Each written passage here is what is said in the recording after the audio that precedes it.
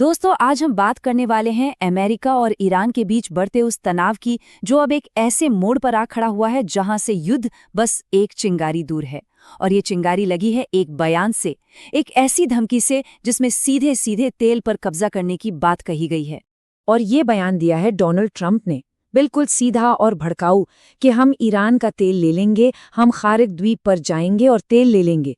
सोचिए, ये सिर्फ कोई जुबानी जंग नहीं है, ये तो सीधे सीधे टकराव को खुला न्योता है। तो इस बयान के बाद सबसे बड़ा सवाल जो सबके मन में है, क्या एक नया युद्ध शुरू होने वाला है? क्या दुनिया एक और बड़ी जंग के मुहाने पर खड़ी है? क्योंकि दांव पर जो लगा है वो बहुत बड़ा है। तो चलिए सबसे पहले समझते हैं ट्रंप की इस तेल योजना को। आखिर उन्होंने खार्ग द्वीप का ही नाम क्यों लिया? देखिए, ये सिर्फ कोई आम द्वीप नहीं है।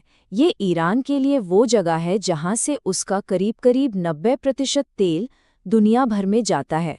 आसान शब्दों में कहें तो ये ईरान की इकोनॉमी की लाइफलाइन है, उसकी धड़कन है। तो मकसद बिल्कुल साफ है, इसमें कोई लाग लपेट नहीं। ये ईरान के सबसे कीमती खजाने यानी उसके तेल पर सीधे सीधे कब्जा करने की एक खुली रणनीति है। अच्छा, अब सवाल ये उठता है कि अगर बात युद्ध तक पहुंच ही गई तो अमेरिका की स्ट्रैटेजी क्या होगी? ये फाइनल ब्लो या अंतिम प्रहार आखिर दिखेगा कैसा?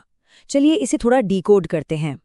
और यहाँ एक बहुत ही दिलचस्प बात सामने आती है। अमेरिका की ये जो रणनीति है वो असल में वर्ल्ड वॉर 2 की जर्मन स्ट्रैटेजी का ही एक मॉडर्न वर्जन है। बस फर्क इतना है कि पहले जमीनी सैनिक पहले जाते थे, लेकिन अब खेल पूरी तरह से बदल चुका है। तो देखिए, इस नई वॉर स्ट्रैटेजी के 3 मेन स्टेप्स हैं। स्टेप 1, सबसे पहले आसमान से जबरदस्त एयर स्ट्राइक्स की जाएंगी, मतलब भारी बमबारी। स्टेप 2, इसके बाद ईरान के जो भी जरूरी ठिकाने हैं, पावर प्लांट्स हैं, मिलिट्री बेस हैं, उन्हें तबाह किया जाएगा।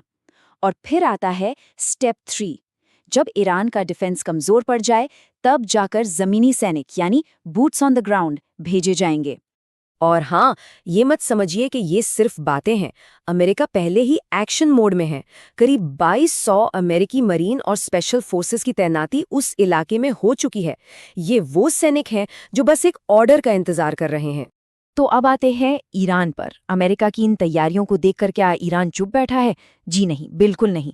ईरान का जो जवाब आया है वो बहुत ही सीधा, दमदार और कह सकते हैं कि डराने वाला है।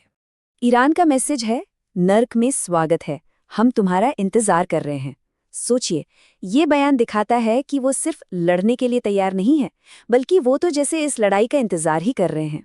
और ईरान की ये धमकी भी खोखली नहीं है।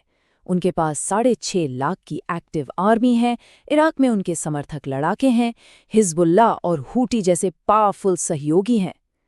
लेकिन उनका सबसे बड़ा, सबसे खतरनाक हथियार क्या है? वो है स्ट्रेट ऑफ हॉर्मूज को ब्लॉक करने की ताकत। अगर उन्होंने ये कर दिया तो समझिए पूरी दुनिया में तेल का आना जाना ठप हो जाएगा। मगर रुकिए, कहानी में एक ट्विस्ट भी है। एक तरफ तो ये जंग की धमकियां दी जा रही हैं, लेकिन दूसरी तरफ पर्दे के पीछे डिप्लोमेसी का एक बहुत ही उलझा हुआ खेल भी चल रहा है। मतलब युद्ध की तैयारी और बातचीत दोनों एक साथ। इसे कहते हैं प्रेशर टैक्टिक्स या दबाव की रणनीति।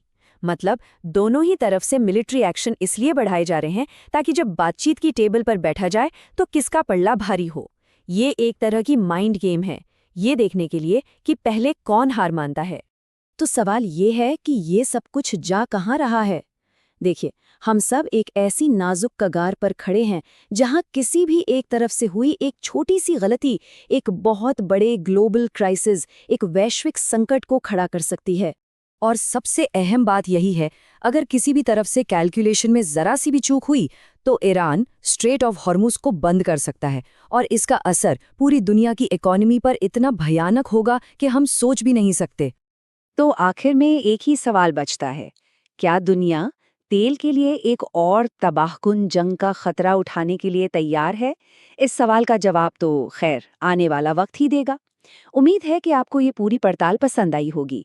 अगर हाँ, तो इसे लाइक और शेयर जरूर करें, और ऐसे ही एनालिसिस के लिए हमारे चैनल को सब्सक्राइब करना बिल्कुल ना भूलें। और हाँ, कमेंट्स में अपनी राय जरूर बताइएगा। आपको क्या लगता है, क्या डिप्लोमेसी इस टकराव को टाल पाएगी?